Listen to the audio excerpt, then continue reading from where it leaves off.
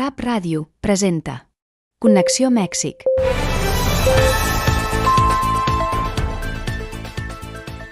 És un plaer tornar a ser amb vosaltres en Connexió Mèxic. Donem la benvinguda amb molt d'afecte al nostre col·laborador d'actualitat mexicana, sempre atent al batec del món, en Leonardo Alvarado. I també saludem amb entusiasme la nostra convidada especial d'avui, l'antropòloga i directora del Laboratori Urbà de la Universitat Modelo de Mérida, Yucatán, la Silvana Forti, amb qui parlem sobre una iniciativa molt interessant que convida a la reflexió col·lectiva i la participació ciutadana, als conversatoris Cafè Ciutat. I ara sí, comencem ja amb el bloc d'actualitat. El bloc d'actualitat. Connexió, el fil que et connecta amb Catalunya. Leonardo, benvingut, un plaer veure't. Quins han estat els esdeveniments polítics més rellevants a Mèxic durant l'última setmana? Hola Miriam, qué gusto estar aquí de nuevo en tu programa y con nuestros invitados y la gente de Rap Radio América Barcelona.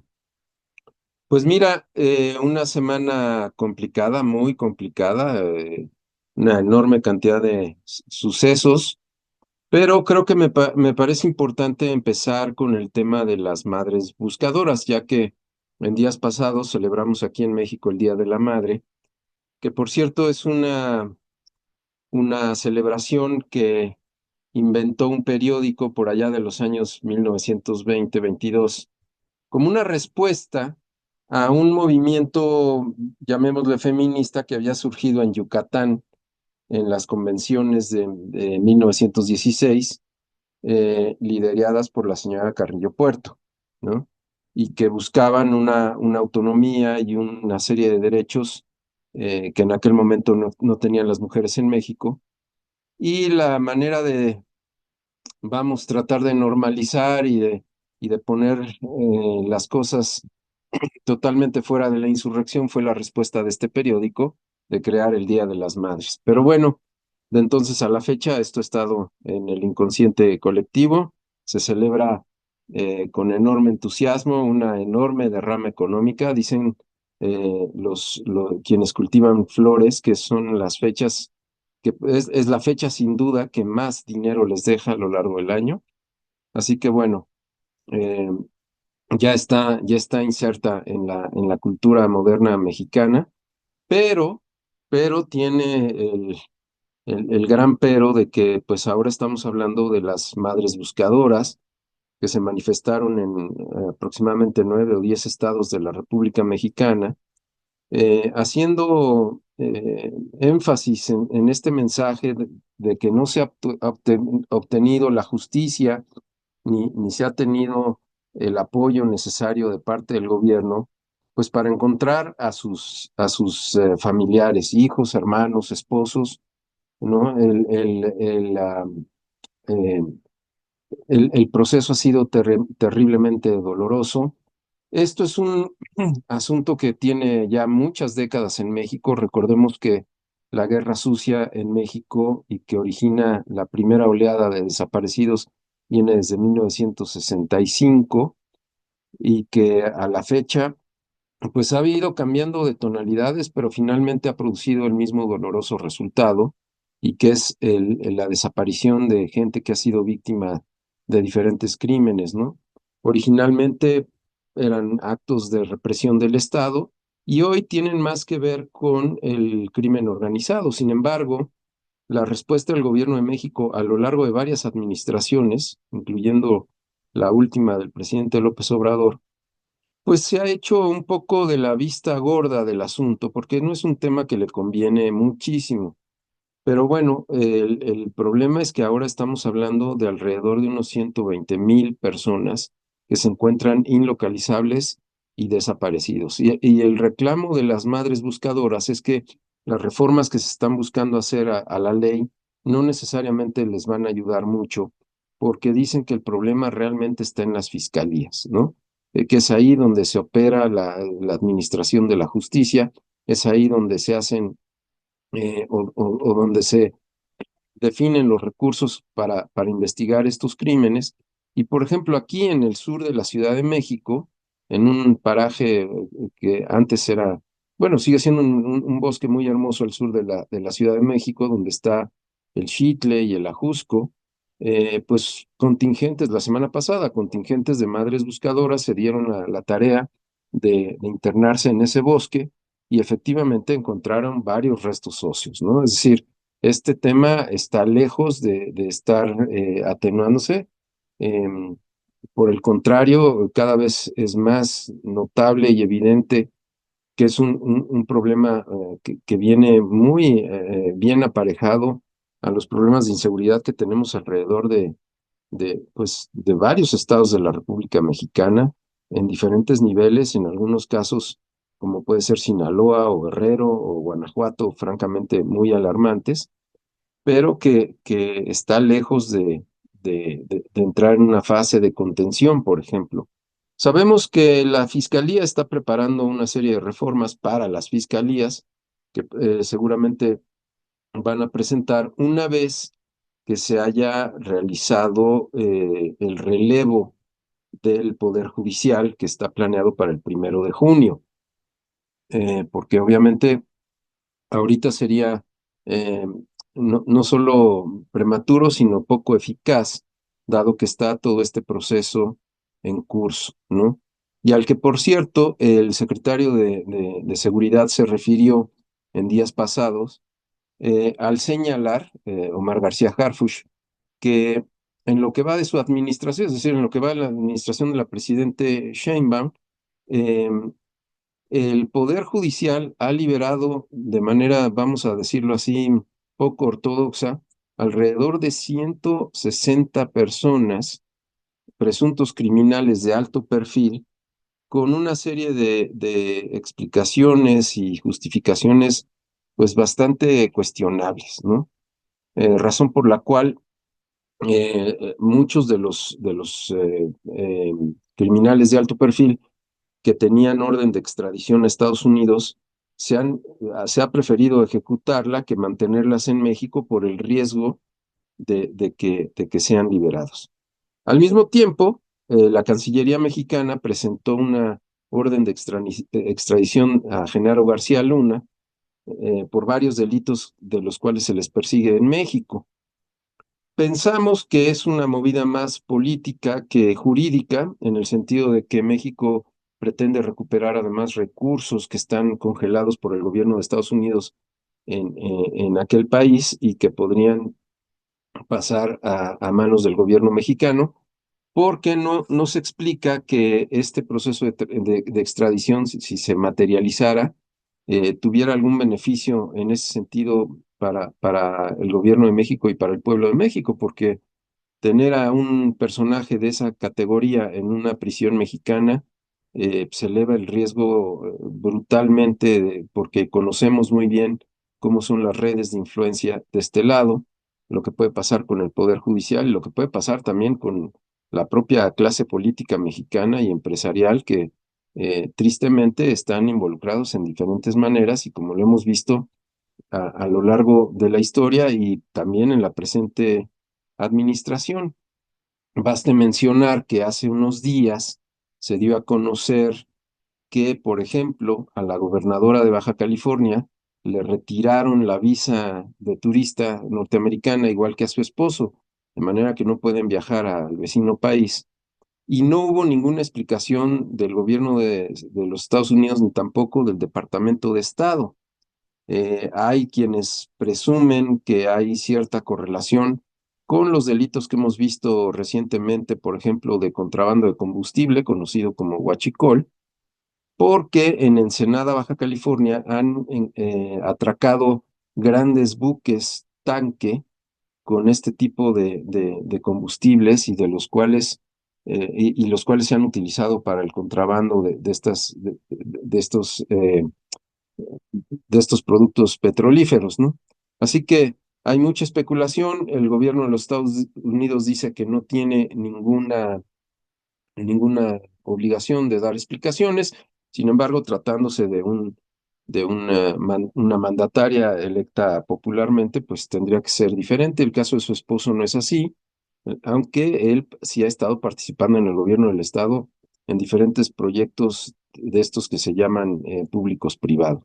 Pero bueno, este es un elemento que sí incide directamente en la relación México-Estados Unidos, que la hace un poco más ríspida. De por sí que días atrás el presidente Trump, en una entrevista banquetera, por llamarlo así, a pregunta de una reportera que iba en el avión presidencial sobre la relación con México, tuvo la sutileza, por llamarlo de alguna manera, de decir que la presidenta Sheinbaum era una gran mujer, pero que le tenía mucho miedo a los cárteles de la droga y que por eso no aceptaba su propuesta de que el ejército de los Estados Unidos interviniera en la guerra contra los cárteles mexicanos, ¿no? La presidenta, evidentemente, en una llamada telefónica que tuvo días antes, le dijo que no era necesario, que esperaba una cooperación de otro tipo y que no una intervención militar, porque además, como hemos visto antes, además de las implicaciones que tiene para nuestra soberanía, estos operativos no han tenido grandes resultados, incluso para los propios norteamericanos en otras partes del mundo, no han tenido los resultados que ellos esperaban.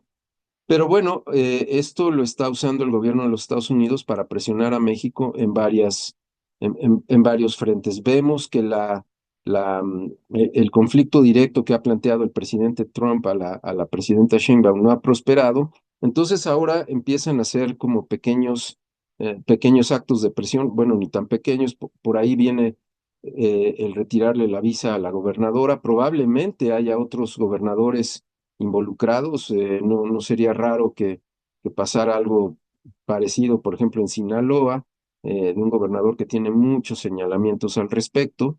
Eh, y bueno, al mismo tiempo se empiezan a ejercer otro tipo de presiones, como por ejemplo el suspender la importación de carne mexicana. Se dice que por 15 días, de acuerdo a la secretaria de Agricultura de aquel país, supuestamente por un problema de una infección del ganado con el gusano barrenador. Y bueno, si nos ponemos a ver cada uno de estos temas, encontraremos una enorme cantidad de detalles que sí hablan de algunas ineficiencias del lado mexicano, pero también de instrumentos de presión del gobierno norteamericano. Así que eh, vemos que la campaña para presionar a México está por todos lados. Estuvo la presidenta Sheinbaum el fin de semana pasado en Nayarit, en la Convención Nacional Bancaria, donde pues, le pidió a los banqueros que hicieran un esfuerzo para poder financiar a los negocios nacionales, en particular a las pequeñas y medianas industrias.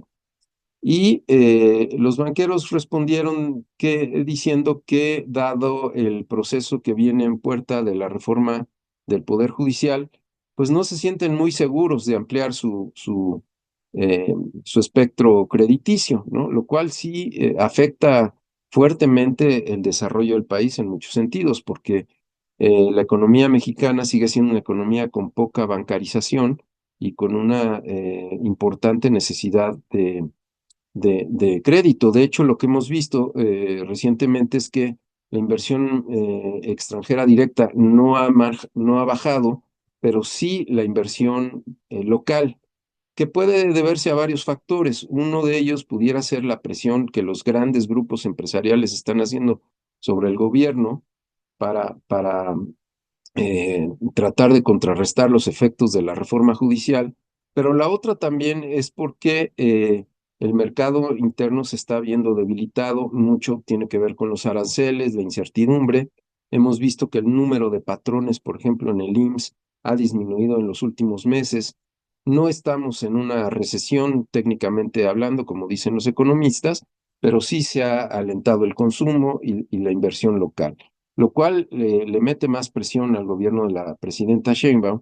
Y luego, para colmo, pues pareciera que sus correligionarios no están precisamente del lado de ella, ¿no? Porque hemos visto cómo, por ejemplo, resultó terriblemente polémico el nombramiento de un alto funcionario en la Ciudad de México que se va a hacer cargo del sistema colectivo Metro y que también desató una polémica muy intensa y en general para la gente del movimiento morenista muy desagradable, porque se trata de un priista con un historial pues no precisamente brillante. Así que tiempos muy convulsos a los que le toca navegar a la presidenta Sheinbaum. En la Cámara de Senadores se discute una ley de telecomunicaciones que probablemente no prospere. Hay grandes probabilidades que no prospere. Se supone que quien lo está manejando, senadores morenistas, no están haciendo el trabajo que debieran para que esto prosperara. Y bueno, los grandes medios de telecomunicaciones siguen tratando de mantener eso lo más controlado posible, porque evidentemente no les conviene y se están agarrando del supuesto pretexto de que la ley tiene una serie de cuestiones que estarían censurando el derecho a la libertad de expresión, y por ahí vienen muchas otras cosas, además de que es un sector complicado porque es un sector muy intenso en capital y también sujeto a tecnologías que cambian muy rápidamente. Entonces, el nivel de inversiones que se necesita ahí es muy grande y no se puede gestionar sin la participación privada. Y bueno, pues eso eh, es claro para todo el mundo y también es un elemento de presión para que el gobierno se someta a lo que las empresas privadas están demandando. Así que bueno, pues vienen tiempos complejos, sin duda ninguna. Leonardo, a mí me gustaría retomar el asunto de las madres buscadoras. ¿Cómo se podría entender el movimiento de las madres buscadoras en México, no nada más como una respuesta delante de la desaparición forzada de las personas, sino también como una forma radical de reconfigurar la memoria colectiva y sobre todo el papel de la maternidad en contextos de violencia como la que se vive en México? Bueno, lo que tú dices nos obliga a replantear un montón de aspectos, no solo del índole legal, sino también social, ¿no? Porque evidentemente la impartición de justicia es el principal, digamos, factor en este fenómeno, pero también hablas ya, o sea, te estás metiendo en temas incluso de cuáles son, por ejemplo, los derechos reproductivos o los derechos laborales de las mujeres, en fin, o sea, hablamos de toda una propuesta, una revolución en cuanto al papel, el papel de de la mujer en la sociedad, que implicaría la intervención absolutamente interdisciplinaria de un montón de especialistas que recombinaran estas condiciones. Por ejemplo, el derecho que tienen las mujeres de ausentarse de su trabajo cuando están embarazadas, ¿no? Eso ha sido un pleito grande. La semana, por ejemplo, todo lo que tiene que ver con la economía y la política de cuidados, ¿no? Si las mujeres tienen derecho o no de estar con sus hijos, de ir por ellos a la escuela o no. Todas estas cosas que impactan fuertemente, por ejemplo, al sector laboral, pues no van a ser fáciles de replantear y de llevarlos a derechos laborales. Y eso es nada más un aspecto, ¿no? En el aspecto social, bueno, pues podría haber muchas otras cosas. Eh, que tiene que ver con el derecho de las mujeres, eh, por ejemplo, pues por ejemplo, estábamos hablando de la inversión, ¿no? Perdón, del crédito, que las mujeres tuvieran condiciones especiales, dadas que muchas de las mujeres son madres solteras, que tuvieran condiciones específicas, por ejemplo, para adquisición de créditos, ¿no? Las mujeres en esas condiciones no son tratadas de esa manera, son tratadas igual que cualquier otro sujeto de crédito. Entonces, los términos ahí son muy amplios y yo creo que van a pasar muchos años y muchos esfuerzos, no solo de colectivos, sino también esfuerzos desde la sociedad civil para poder ir modificando esto de la manera en como tú lo planteas, ¿no? Doncs, Leonardo, com sempre, moltes gràcies per compartir la teva anàlisi i reflexió sobre els últims esdeveniments a Mèxic. Sempre la teva aportació ens ajuda a entendre millor el moment polític que viu el país. Gràcies de nou. Encantado. Som el fil que et connecta amb el país. Connexió cada dia a Rap Ràdio. Dilluns, Connexió Luxemburg. Dimarts, Connexió Argentina. Dimecres, Connexió Madrid. Dijous, Connexió Mèxic. Divendres, Connexió Catalunya. Escolta'ns a rap.cat, a les plataformes de podcast i a YouTube. Si vius a l'exterior, som la teva ràdio. Aquest dijous faig una breu reflexió sobre la ciutat i la memòria, perquè la ciutat, a més de ser un espai físic, és un escenari simbòlic i afectiu on es construeixen identitats col·lectives, es preserva o s'esborra la memòria i es manifesta el poder en la configuració del territori i del record. Parlo sobre la memòria urbana, els noms que expliquen o silencien la ciutat. Les ciutats són espais de memòria. Cada racó urbà conté històries, records col·lectius, traumes compartits i fites celebrades. Tanmateix, aquestes memòries no sempre són visibles ni equitativament representades. Els noms dels carrers, els monuments públics i els edificis antics actuen com a dipòsits simbòlics d'allò que la societat ha decidit recordar i inevitablement d'allò que ha volgut oblidar. Quan caminem per una ciutat potser no hi pensem gaire, però cada plaça de carrer ens diu alguna cosa sobre el passat. Perquè hi ha tants carrers dedicats a militars, clergues o polítics i tan pocs amb noms de dones, de poetes populars o de líders indígenes. Aquesta desigualtat no és casual. Respon a processos històrics en què el poder ha fixat un relat concret de la història, sovint masclista, colonial, centralista i elitista. El nomenclator urbà és, per tant, un camp de batalla simbòlic on es disputa el relat de la memòria. A algunes ciutats d'Amèrica Llatina, per exemple, encara hi ha carrers i avingudes que homenatgen figures colonials, mentre que les llengües i noms originaris han estat esborrats de la toponímia oficial. A Europa, diversos monuments continuen exaltant imperis caiguts o episodis bèl·lics sense qüestionar les seves conseqüències. En contraposició, en les últimes dècades han aparegut moviments ciutadans que reclamen una memòria més inclusiva i plural. Recordin les víctimes, les resistències, les comunitats oblidades. Un exemple paradigmàtic és el de Barcelona, on s'han canviat noms de carrers vinculats al franquisme i s'han dedicat d'altres a figures feministes, escriptores, activistes socials o científiques. Aquesta tasca no és només un gest estètic o simbòlic, implica una relectura crítica del passat i una voluntat de democratitzar la memòria. A moltes localitats a Mèxic existeix una toponímia que preserva els noms en llengües indígenes i visibilitza els pobles originaris que habiten Mèxic des de fa segles. Els monuments són un altre capítol important d'aquesta reflexió. Durant molt de temps, els espais públics han estat ocupats per estàtues que celebren gestes nacionals, herois militars o personatges vinculats a l'ordre establert. Però què passa amb els monuments a la memòria col·lectiva?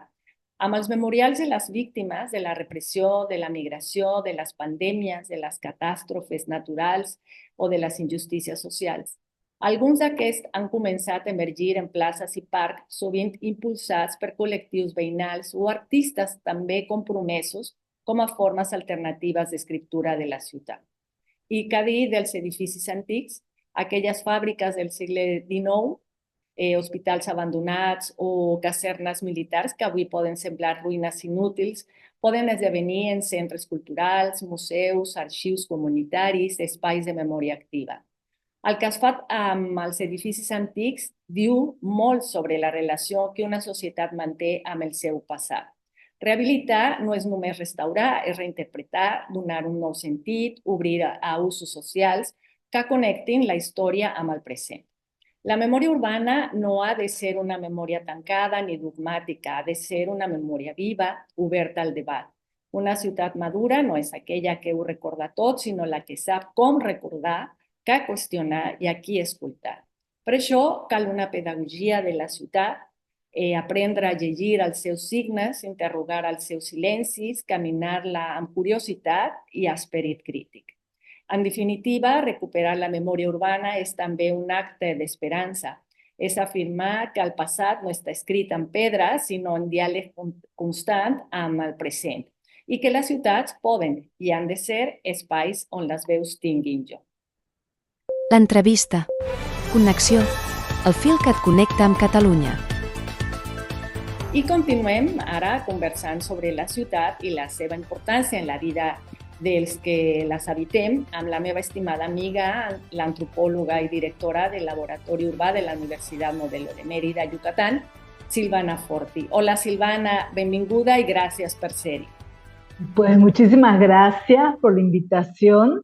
Y bueno, es un gusto estar conversando con ustedes acá. Así que... ¿Podrías platicarnos de esta iniciativa tan interesante e importante sobre los conversatorios Café Ciudad, esta iniciativa creada precisamente en el laboratorio urbano que tú diriges? Sí, bueno, nosotros comenzamos hace un año antes de la pandemia. El interés era, por un lado, promover un debate público sobre la ciudad desde una reflexión crítica y al mismo tiempo poder compartir el conocimiento que generamos en el laboratorio con metodologías científicas y que es de difícil acceso al público en general. ¿Y por qué? Porque requiere hacer toda una traducción para un lenguaje más accesible, no tan técnico. Entonces, bueno, ese era el objetivo principal, ¿no? Así comenzamos, luego vino la pandemia y luego suspendimos y hace más de un año retomamos.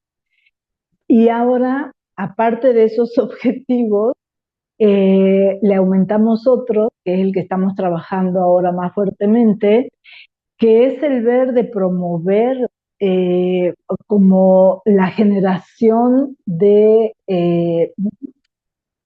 pues no sé, de organización urbana, de la gente que se organice, pero sí por lo menos de alguna red, algo, un sujeto colectivo, digamos, ¿no? La forma que quiera tener, pero sí pasar a sujeto colectivo que pueda generar un conjunto de acción, porque el centro de nuestra posición, de la cual hacemos el trabajo que hacemos, pasa por la asunción del derecho a la ciudad como un derecho el cual implica también poder transformarla.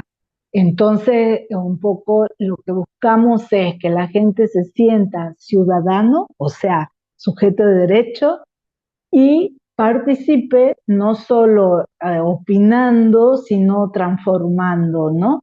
Que se imagine otro tipo de ciudad posible en Mérida, en específico. Entonces, bueno, el trabajo que hacemos básicamente empezó así, fue evolucionando. Yo digo que es una especie de pedagogía urbana, porque es un proceso de enseñar a aprender, o sea, nosotros también aprendemos de ello. La otra vez hicimos, por ejemplo, ¿cuál es la metodología que usamos? Es súper sencilla. Alguien presenta un tema que pueda ser debatido, pero lo importante es que la presentación de ese tema tenga un formato muy lejano de lo académico, lo más lejano posible. Entonces, que sea con mucha imagen, con un lenguaje más coloquial, digamos, y es un café donde puedes tomar cerveza, comer, qué sé yo. Entonces está la cuestión más relajada y a partir de ahí la gente puede, mientras está presentando, puede interrumpir, preguntar. O sea, rompemos con todo el esquema académico, ¿no? Y luego los temas, al principio lo elegíamos nosotros, pero ahora ya la misma gente lo está proponiendo. Incluso la otra vez propusieron hacer un taller, hicimos un taller sobre la ciudad, ¿no? Un diagnóstico participativo y propuestas, porque ahora se está elaborando el Plan Municipal de Desarrollo Urbano. Entonces queríamos aportar con eso que se genere ahí. Entonces, bueno, tiene una dinámica muy de ese estilo. No hay una cosa rígida, sino que se va haciendo paso a paso y abierto incluso a gente de otros países que llega, como la otra vez que expuso una mujer de Galicia, de España, sobre una experiencia de Camino Azul que hicieron ahí de manera participativa. Entonces, eso también es muy interesante porque ya se generó como una especie de interés por otros lados, ¿no? Entonces, bueno, y hasta ahora, si bien no ha surgido ninguna organización ni sujeto colectivo todavía, no perdemos las esperanzas, pero empezó a surgir interés por algunos grupos de ir armando cosas. Por ejemplo, o un observatorio, o un colectivo, y bueno, ahí va la cosa. ¿Qué tipos de problemas o de carencias crees que se ignoran cuando todos nosotros, los que habitamos una ciudad, no la conocemos lo suficiente o no estamos enterados de sus problemas?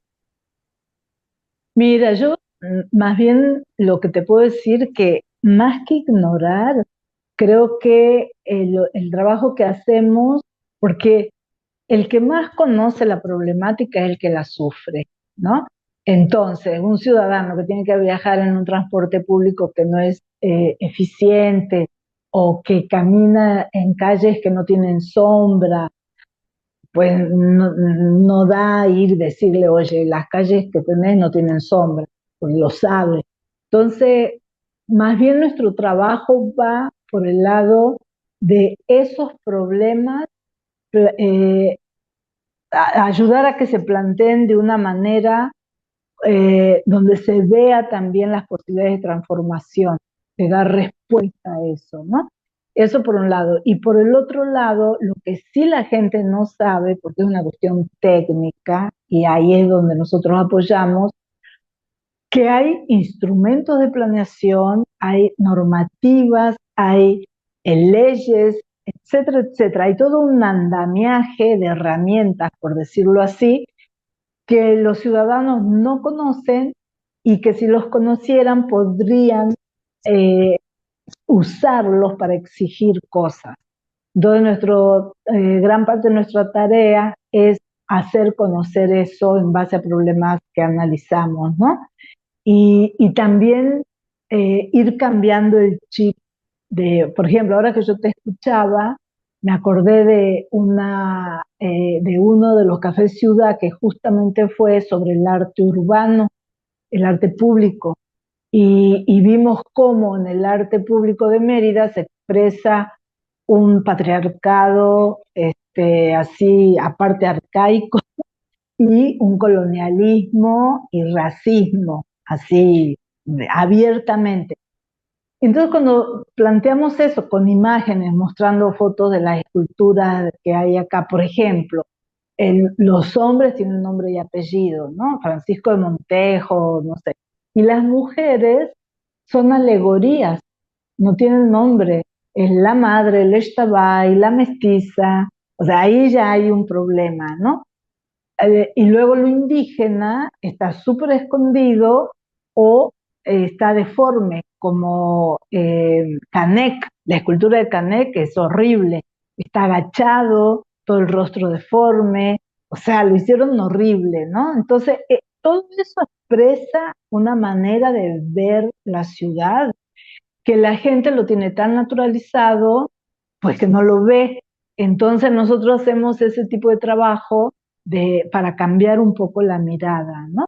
De por qué tenemos en la avenida principal a un colonizador, por ejemplo, y no a Carrillo Puerto, que fue un presidente socialista que hizo mucho por el pueblo maya, etcétera, ¿no? Todo ese tipo de cosas, entonces creo que más que no saber, o sea, no saben los instrumentos y el andamiaje legal que podrían usar. Y eso es un poco nuestro trabajo, hacer llegar eso, ¿no? ¿Y qué otro tipo de temas? Porque es que han abordado muchísimos temas en estos cafés, ciudad han tratado, han tocado. Sí, mira, empezamos, el primer tema así de que abrió todo fue ¿qué es el derecho a la ciudad? Entonces, eso fue así como, y cómo eso va estructurando lo demás, ¿no? Y la ciudad como bien común. ¿Qué significa eso en una época de que la ciudad, sobre todo Mérida, se ha convertido, se ha transformado desde ser una ciudad de habitación a una ciudad de inversión? Entonces eso ha cambiado totalmente porque el modelo urbanístico actual es depredador totalmente, ¿no? Entonces, ¿y cómo eso lo conectamos con la crisis climática que tenemos también como desafío, ¿no? Entonces ahorita estamos muy centrados en eso y en la relación urbano-rural. ¿Por qué? Porque la ciudad de Mérida se está extendiendo a zonas rurales donde se está perdiendo territorio de producción de alimentos, cuando tenemos un problema de soberanía alimentaria, y por el otro lado, no en función de responder a necesidades de habitación, sino de negocio, es el big business.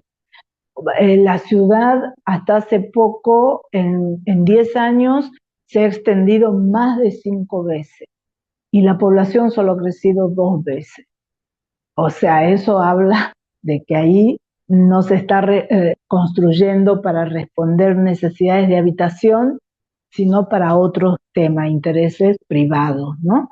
Entonces, bueno, eso ha sido un tema recurrente que hemos venido trabajando junto con toda la cuestión atravesada por perspectiva de género, como lo que mencioné antes, eh, y la ciudad de los cuidados, los niños, qué pasa con los niños en la ciudad, ¿no? Donde no hay lugar para ellos, no está pensada para niños ni para gente de tercera edad.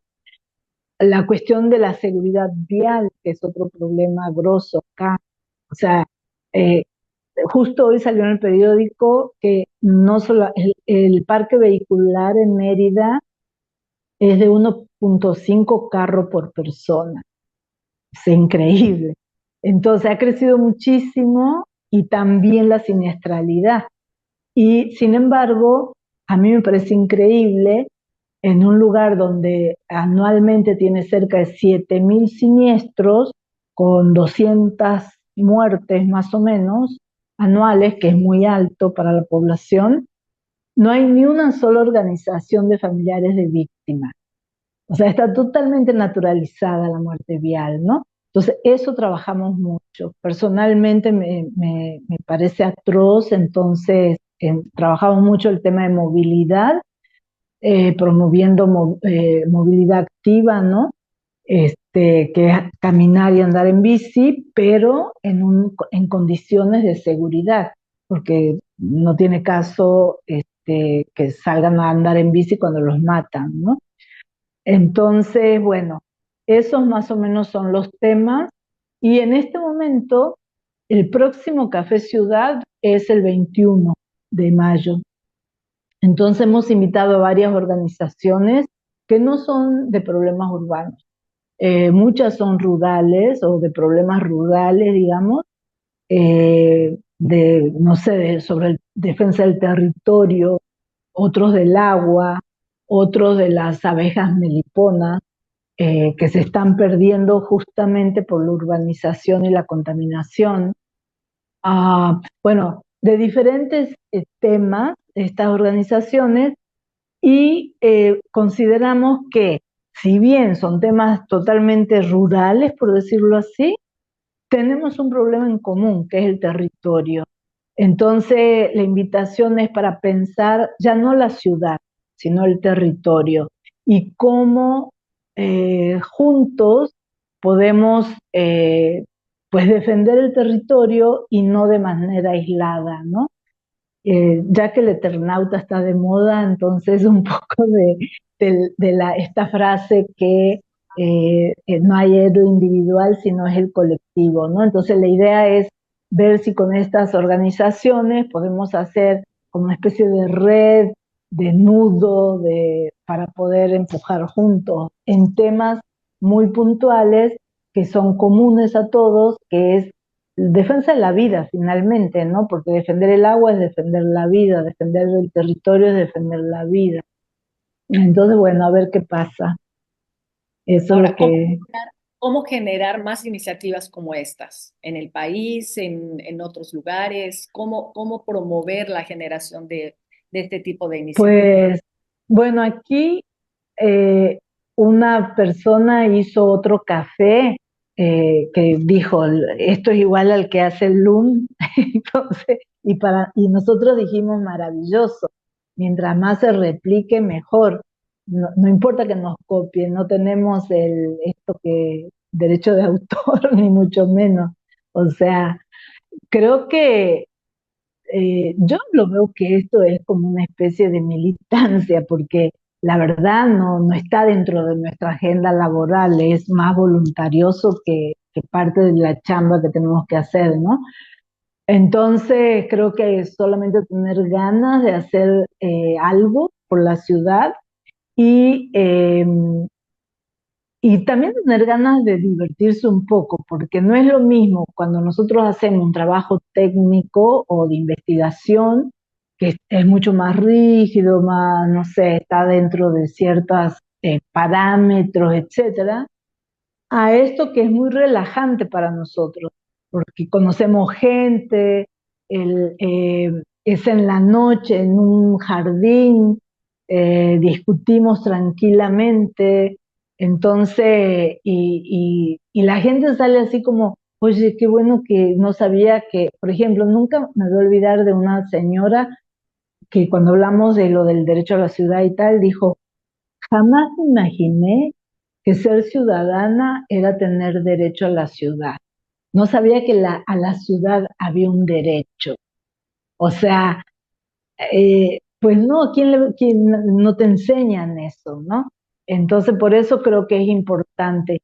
Y bueno, replicarlo, yo creo que es solamente tener ganas y disponibilidad, porque sí hay que armar, organizar y tal, ¿no? Pero una vez que se empieza a mover, ya casi se mueve solo.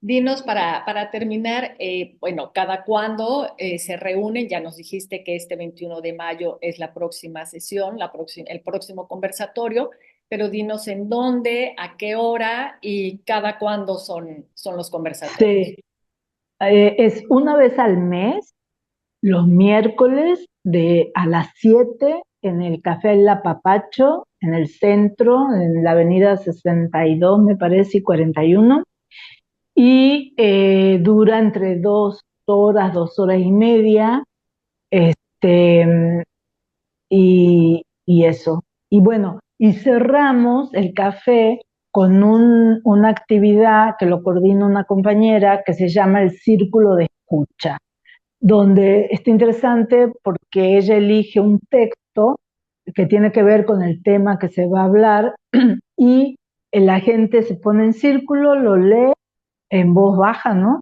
Y luego se empieza a hablar lo que le hizo sentir el texto. Y luego de eso ella pregunta, ¿qué aprendiste? ¿Qué te llevas de la experiencia de hoy? ¿Y con qué compromiso te queda? Y esas dos preguntas han sido interesantes porque después nosotros sistematizamos las respuestas y vemos cómo la gente va cambiando o cuestionándose, como la xenofobia, por ejemplo. Entonces creo que es un ejercicio muy interesante. Entonces, bueno, eso todos los miércoles, una vez al mes. Doncs moltíssimes gràcies, Silvana, per compartir amb nosaltres aquesta iniciativa que reuneix especialistes i sobretot ciutadans, que convida, com ja ho deia jo, a la reflexió col·lectiva, al coneixement de la ciutat i també al més important, que és la participació ciutadana. Enhorabona per posar sobre la taula temes fonamentals que afecten la vida de la ciutat y desde el urbanismo, la movilidad, la cultura, la El convivencia, arte. l'habitatge, també. Jo crec que Cafè Ciutat és punt de trobada de la gent que habitem la ciutat de Mèrida, en aquest cas, per pensar, repensar, imaginar i també construir, sobretot, col·lectivament ciutats més justes, més habitables i més sostenibles. Gràcies, Silvana. Sí. Gracias a ustedes y a ti. Acabem per avui amb aquesta emissió. Us esperem dijous que ve al mes de Connexió Mèxic. Ara els deixem amb Camí de Bestiar, amb Josep Vila i els bastoners estelladors de Prats de Lluçanès. Camí a Bastia 2025, un programa de Rap Ràdio i Adifolk, on parlem amb tots els grups participants. Rap Ràdio amb la cultura popular. Avui som amb Josep Vilà, dels bastoners estelladors de Prats del Lluçanès, que també participaran d'aquest aplec internacional a Bàstia, a Còrsega, que celebra la seva 37a edició i l'organitza Adifolk. Hola, Josep. Hola, bona tarda. A veure, explica'ns. Aquesta colla bastonera va néixer el 1981. Parla'ns una mica de la història d'aquesta colla. Doncs la colla bastonera dels estelladors de Prats de Lluçanès va néixer, com bé dius, l'any 1981 per homenatjar el que havia estat el mestre bastoner del poble, el Vicent Riba en aquell moment. A partir de llavors, i sense que fos previst, la colla va continuar sortint amb diferents actes en diferents dates al municipi i es va anar consolidant com a colla bastonera, que ha acabat actuant a diferents sortides, ja sigui a nivell català, a nivell nacional i fins i tot a nivell internacional. I quant temps fa que hi formes part, tu? Jo fa uns 18 anys, aproximadament, 18-19 anys. Com és que vas decidir entrar a la colla bastonera? A nivell anecdòtic, a Prats de Lluçanès hi ha dues colles bastoneres. La colla bastonera dels infants, diguéssim, que va des de 7 anys fins a 12 anys, 7-8 anys fins a 11-12, depèn de quan faig els anys, des de tercer de primària fins a sisè de primària, i aquesta colla només surt per Pasqua, és a dir, per caramelles. Llavors, si vols donar continuïtat al ball de bastons, has de passar a formar part dels bastoners estelladors. I quan jo tenia 11 anys ja vaig passar a formar part dels bastoners estelladors i des de llavors doncs, no he parat de deixar-ne de formar part i implicant-me cada vegada més en totes les activitats que feia la colla. I com és que té aquest nom d'estelladors? Els inicis dels estelladors, en primer de tot, era una colla que només estava formada per homes i que picaven molt fort. El picar molt fort feia que saltessin moltes estelles dels bastons quan picaven i per això d'aquí ve el nom doncs, dels estelladors. I com que era una colla nova que s'estava formant per homenatjar el que havia estat el mestre bastoner del poble i no tenien nom com a tal, doncs es van passar a dir els estelladors. Que antigament la colla es deia Antics Bastoners Estelladors perquè eren antics bastoners que van formar la colla, però amb les renovacions ja de tot el tema dels estatuts i de les juntes de la colla doncs s'ha canviat el nom i és Associació de Bastoners Estelladors de Prats de Lluçanès. Jo crec que tothom tenim en ment un ball de bastons, no? Però no sé si tanta gent deu saber què comporta fer un ball de bastons. Sí, suposo que sí, tots ens imaginem, no? Com qualsevol altra cosa, tenim una imaginació.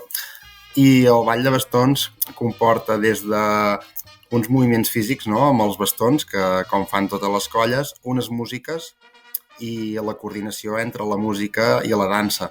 I sobretot una història que hi ha darrere, perquè nosaltres tenim 7-8 balls històrics del nostre municipi que amb això estem preservant la cultura tradicional del nostre poble i estem molt orgullosos de poder-ho portar doncs, arreu del territori. Bueno, de fet, he vist que l'any passat vau rebre el reconeixement de la 7a gala d'Adifolk. Què va representar això per vosaltres? La veritat és que no ens ho esperàvem gens, vam estar molt contents i sobretot doncs, per un poble tan petit com és Prats de Lluçanès, que està al voltant de 2.700 habitants, doncs rebre un reconeixement per una entitat, no? Doncs, a nivell cultural i després de participar a diferents sortides, doncs és un orgull, és un reconeixement a la feina ben feta que s'ha fet al llarg dels anys i que es veu que l'entitat segueix més viva que mai, que la cultura popular cada vegada costa més que es mantingui viva i això és un gran orgull per nosaltres. I tant, home, i ara, parlant d'Adifolk, ara esteu preparant aquest aplec internacional que se celebra a Bàstia del 26 al 28 de setembre. En teniu ganes d'anar-hi?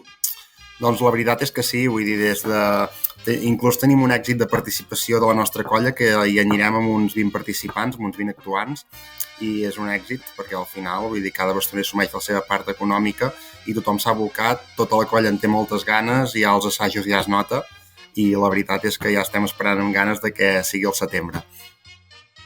Home, i tant, i tant. I heu participat altres vegades a l'Aplec Internacional? Sí, és la 5a edició que participem nosaltres a l'Aplec Internacional. Vam participar el 2015 a Torí, el 2016 a Perpinyà, el 2021 vam ser a l'Alguer i l'any passat vam participar a Prešov, a Eslovàquia, que va ser un dels motius pels quals vam estar guardonats grup de l'any d'Adifolk. I com és l'experiència d'un aplec internacional, tenint en compte que n'heu fet 5? Suposo que cada un deu haver estat una mica diferent, però segur que l'experiència que rebeu és similar en cada un d'ells.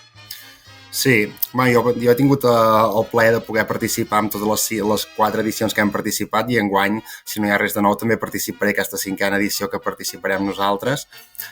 La veritat és que el primer que vaig participar, que va ser a Torí l'any 2015, va ser impactant, va ser xocant, no? Perquè veus tota una mostra de cultura popular catalana amb una població que no té res a veure amb la nostra cultura, però en aquest cas estàvem a Torí, amb les places grans que té la ciutat de Torí, places típiques, no?, de grans ciutats d'Itàlia, i es respirava aquell caliu, no?, de cultura popular catalana i sobretot la gent volcada al carrer per veure què estava passant allà, no?